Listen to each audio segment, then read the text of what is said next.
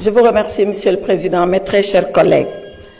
En ce jour où nous sommes ici réunis, notre Assemblée nationale a rendez-vous avec l'histoire.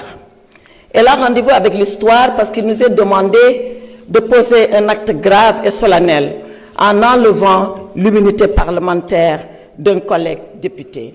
Serions-nous, mes chers collègues, à la hauteur de la gravité de l'acte qu'il nous a été demandé de poser? Je l'espère. Je prie sincèrement que nous puissions être à la hauteur de la gravité et de la solennité de l'acte qui nous a été demandé de poser. Dans son épître aux Corinthiens, l'apôtre Paul, martyr de la foi, disait ceci à ses fidèles.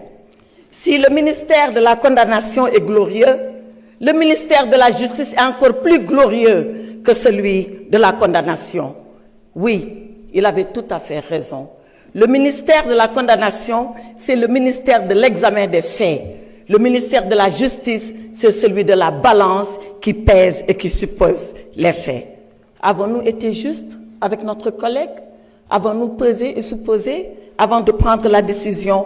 Bien sûr que non. Avons-nous été justes avec Farba Ngom lorsque nous statuions sans dossier? Je le dis, je le répète et je le confirme. Oui, il m'a été transmis un dossier entre guillemets, 4 lettres de transmission sur des feuilles volantes. Si c'est ça un dossier, on est loin de l'idée qu'on se fait de notre mission. Avons-nous été justes vis-à-vis de notre collègue Mohamedou Ngom lorsqu'il leur a suffi 10 jours, samedi et dimanche compris, pour statuer dans la précipitation sur cette demande de levée de l'immunité parlementaire? Avons-nous été justes lorsque nous sommes juges le jour et procureurs impitoyables la nuit? Voilà ce qui s'est passé. Et voilà pourquoi, dans la longue histoire de notre Assemblée, pour la première fois, une demande de levée d'immunité parlementaire a suscité autant de débats, autant de controverses et autant de polémiques. Et pourtant, il nous faut décider.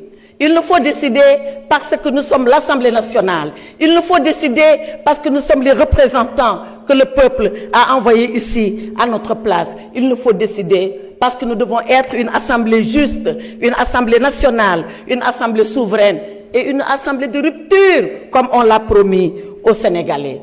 Voyez-vous, Monsieur le Président, je m'en vais terminer sans presque plaider, sans presque vous dire ce que nous devons faire pour notre honorable collègue. Savez-vous pourquoi? Parce que notre honorable collègue n'a jamais voulu venir ici pour demander une quelconque protection.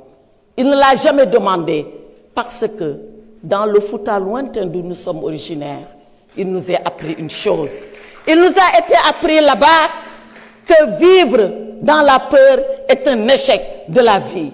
Nous n'avons pas peur, nous, de la mort. Et c'est pour ça que nous n'avons pas peur de la vie.